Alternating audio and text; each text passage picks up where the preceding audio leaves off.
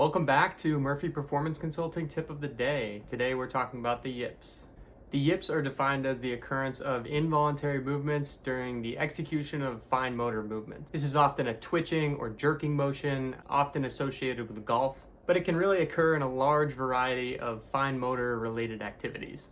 Tennis, basketball, playing musical instruments, things like darts or archery. There isn't necessarily one cause for the yips, but they're generally associated with the overuse of particular muscle groups, perfectionism, choking, and they tend to worsen with higher levels of anxiety.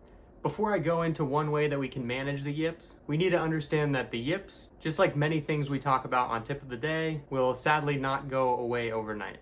The earlier we start mental training, the earlier we're likely to feel relief from things like the yips.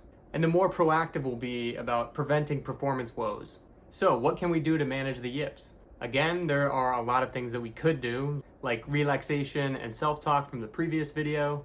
But one important theme that we see here is the overuse of muscles, perfectionism, levels of pressure, and anxiety are all associated with the types of goals and expectations we set for ourselves. If we suffer from any of these things, we're likely telling ourselves things like, I'm not leaving until I make 30 in a row, no matter what. Or, I've already made a mistake during this song, this is unacceptable. Or, I must win this or else I'm going to be the laughingstock of the school.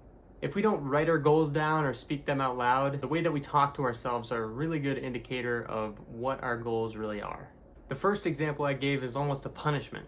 And it says that making the shots, even in practice, is more important than the process of practice itself.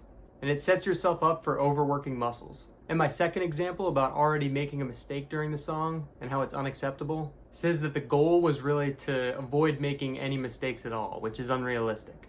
And the third example about winning or becoming the laughingstock of the school shows that this goal is an outcome goal and it carries with it a punishment. So tip of the day number 3 in how to manage the yips in one way is to set process goals. Process goals are specific actions that are completely controllable.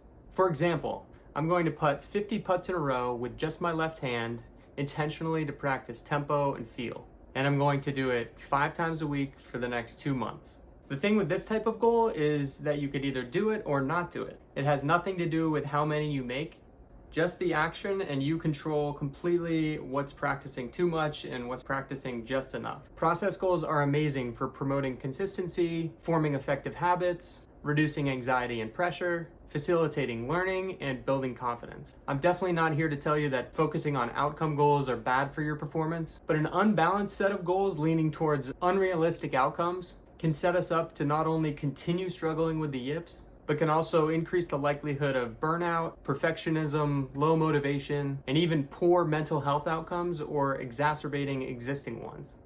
All right, that's it for tip of the day number 3. Thanks for tuning in. Comments, questions, suggestions below, website's in my bio, and please reach out if you'd like to book an appointment with me one-on-one or as a team.